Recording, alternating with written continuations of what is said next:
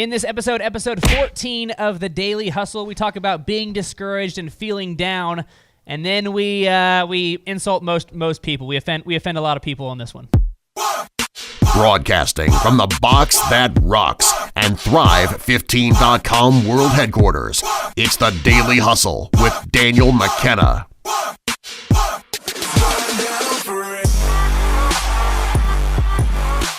What's going on, guys? Daniel McKenna over here, Marshall Morris over there. This is episode 14 of the Daily Hustle. And in this episode, we're going to talk about how to emotionally handle the tough times that come with running your business. And if you have felt discouraged or noticed that it's possible in business to get discouraged, stay tuned. This is going to be big for you, okay? That's Marshall Morris over there. He is an author and the founder of Madness Media, madness-media.com, as well as one of the Thrive 15 business consultants here. I'm Daniel McKenna, co-founder of Epic Productions and Thrive 15.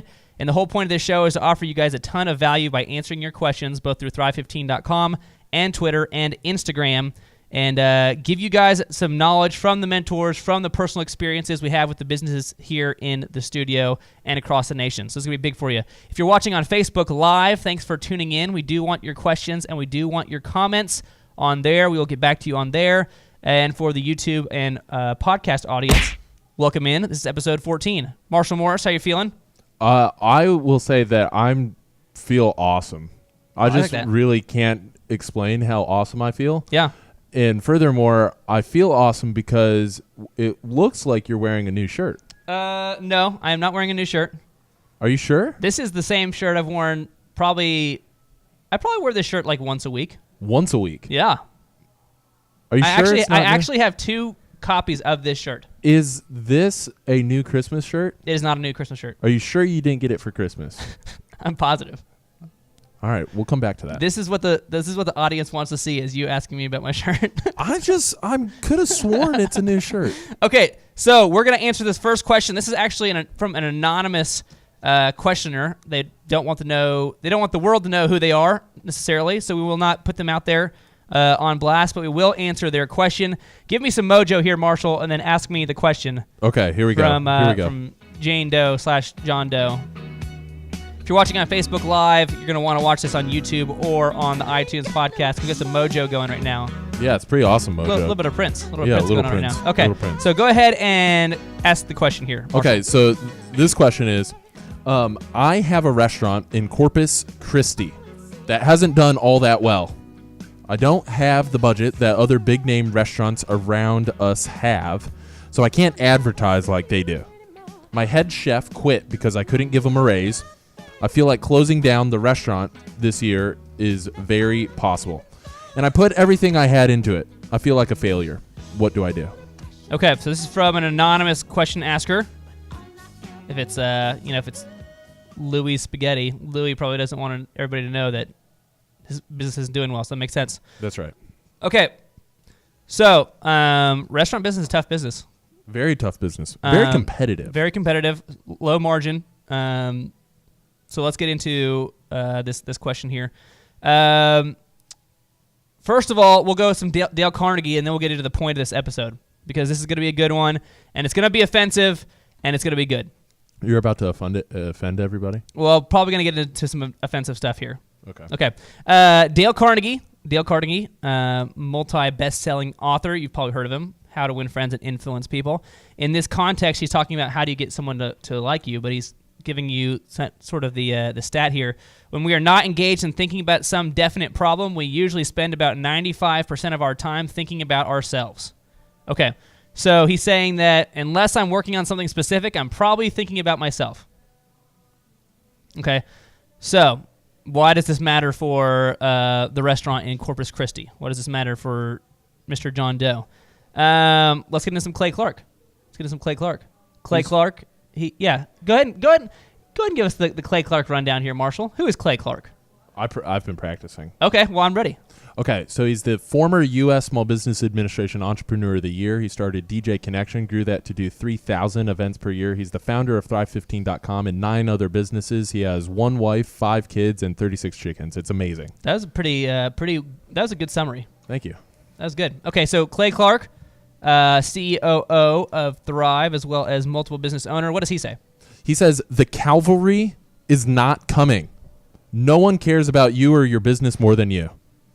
Okay, so hang on. We're starting to venture into offensive mode here. Starting to venture. Dale Carnegie says that if you're the guy with the restaurant or whatever business, let's say you own a DJ business. Yeah. And your business isn't doing well. You're feeling down, feeling discouraged.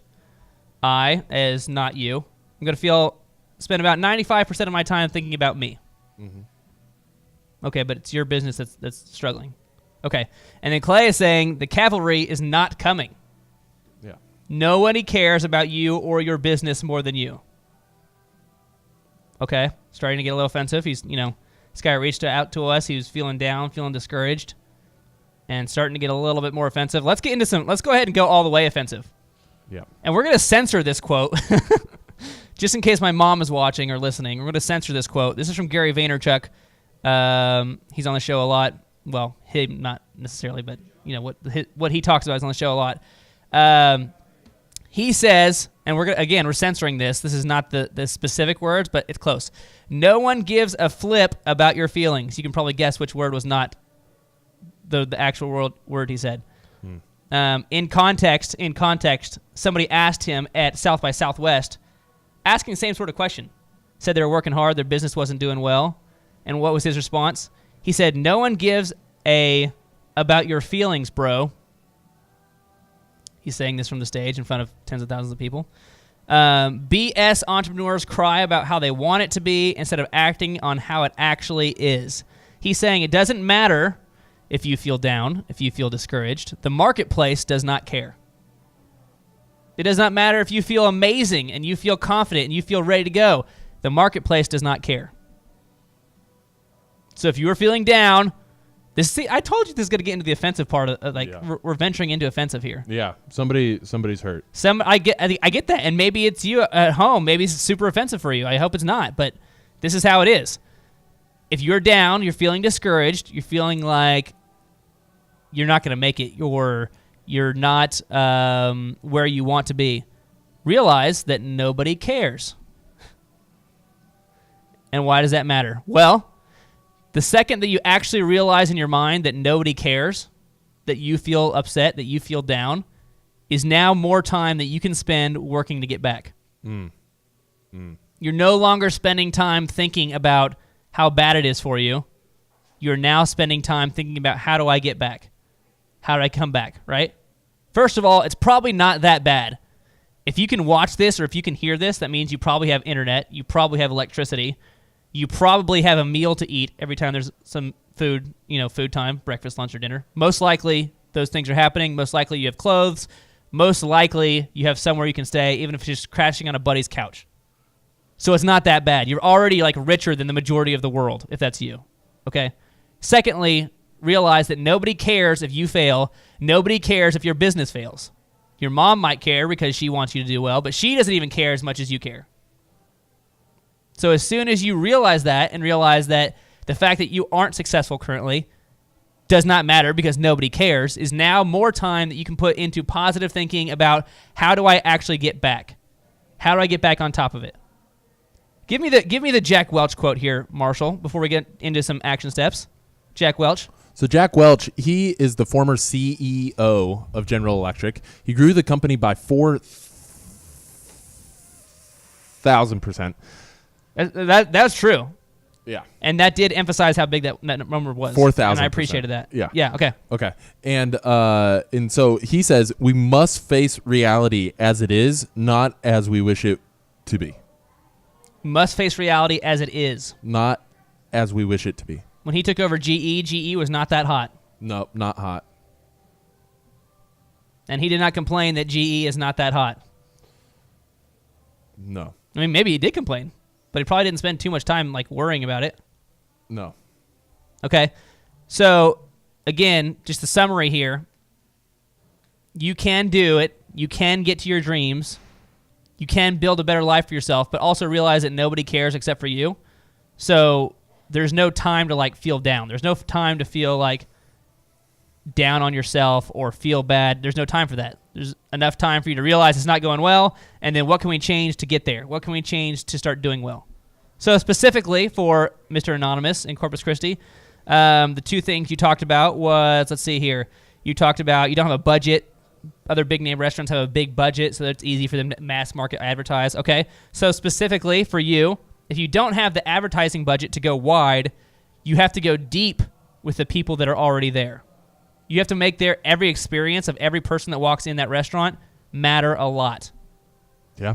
You got to talk to you got to talk to everybody that comes in the door. If you don't have enough people coming in the door, you got to talk to every person that comes in the door. Make their experience amazing so they want to come back and they want to tell their friends.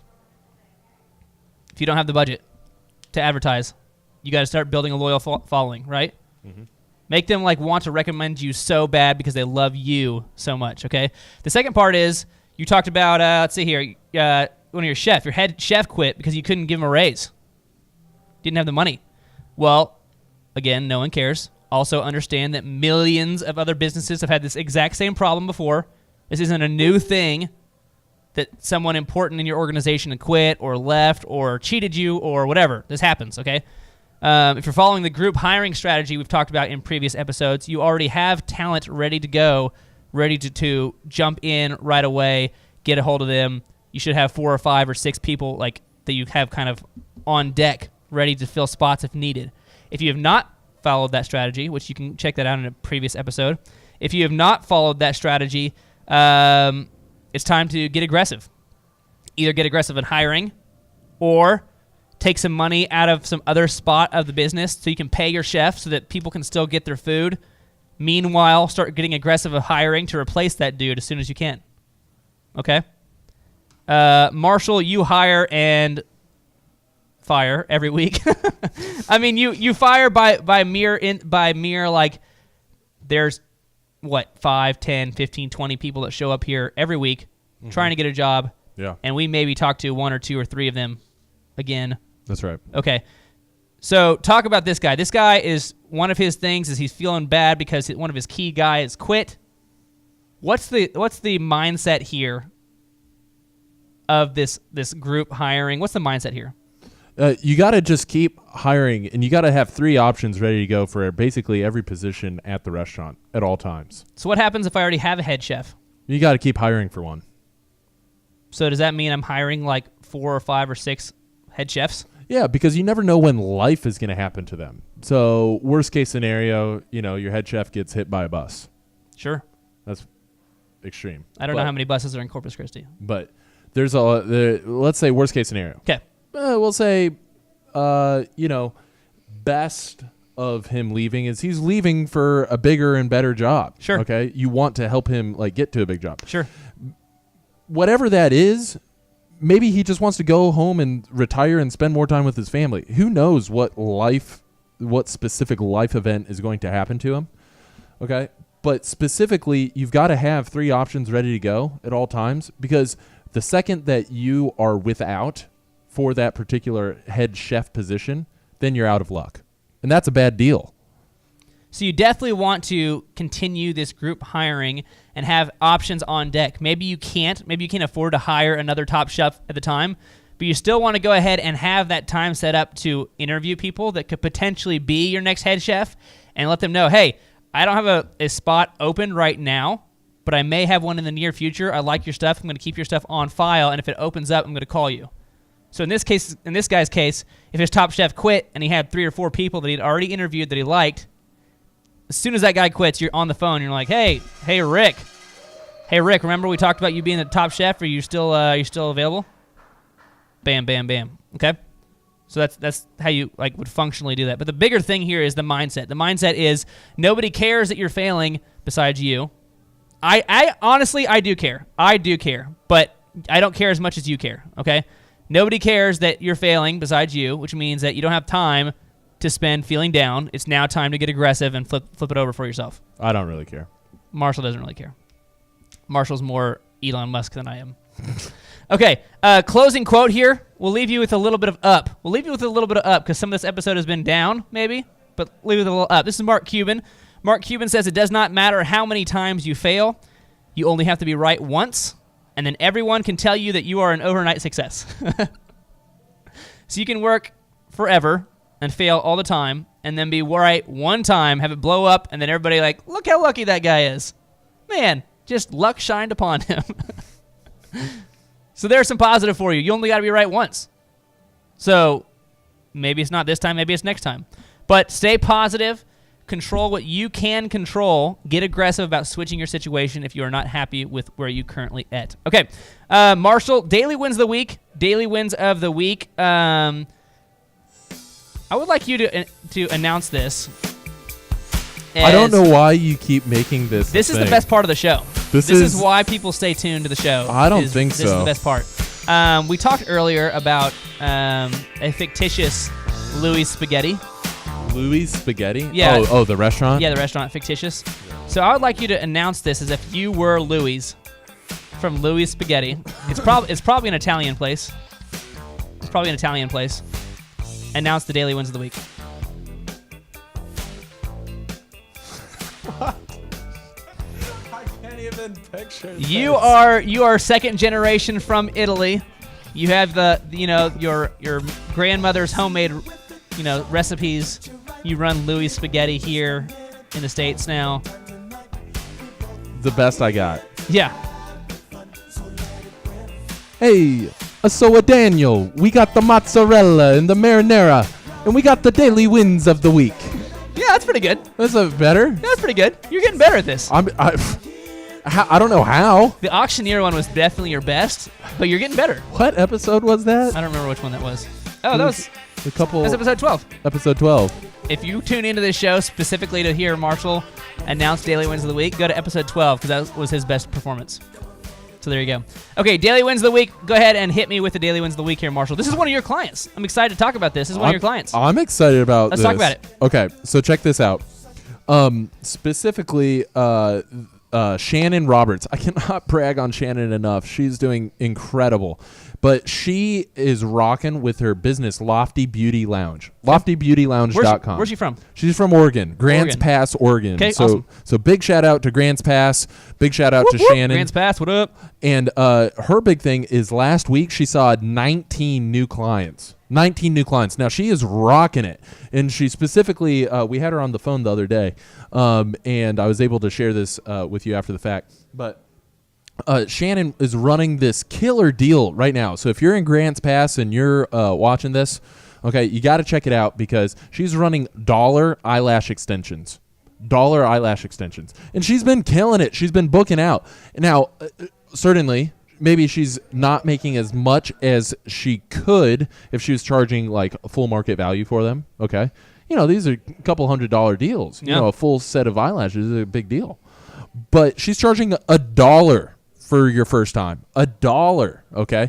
And that's incredible because everybody, they're rebooking with her. They're like, oh my gosh, this experience was incredible. It's unlike anything that I've ever had. And they're rebooking and they're adding on more services and they love using her. So she wasn't booking as many clients as she wanted. Yeah. She created an unbelievable deal. Yeah. She started booking a ton of clients. Yep. And now because they liked the experience, they are continuing to book with her. Yeah. That's awesome. It is incredible. And that's honestly, that's probably one of the quickest ways to have your business blow up is offer an insane deal. Now your business has to be something that has the opportunity to book multiple times, right? But offer an insane deal to get them in the door, take the loss on that first one, but make their experience so good, just so good that they want to keep going. Mm-hmm. That's awesome. Shannon, big ups. Grand Pass, Oregon, what's up? Big ups. Okay, if you do not know what we do here at Thrive15.com, go check out thrivetimeshow.com/workshops. It is a workshop extravaganza. 2 days, 16 hours of business is going to change the way your business works. It's going to give you all the action steps that you need for your business to blow up. It's been awesome. We just started these things, so it's cheaper now than it will be in the future, but the people that have already been here for these things leave with so many action steps that it's changing their business. It's awesome. Or go to Thrive15.com, fill out a business evaluation, tell them you saw us on the Daily Hustle Show, and you're going to get that book for free. The Thrive book by Clay Clark, How to Take Control of Your Destiny and Move Beyond Surviving Now. Clay spent like multiple years on this book and works with businesses all the time and has super, super valuable stuff in there. You're going to get that for free if you mention you saw us on the Daily Hustle Show. Cool? Yeah. It's going to change your business. It'll be awesome. That's it for now. We got one more episode to record today for the Facebook Live crew that's watching. One more episode today. For everybody else, episode 15, we're going to get into Marshall's favorite topic of all time, how to use checklists effectively. Yep, favorite. It makes Marshall just perk up a little bit. And so I'm excited to get into it. For episode 14, that is all. That is Marshall Morris. I am Daniel McKenna. Keep hustling out there. Bam.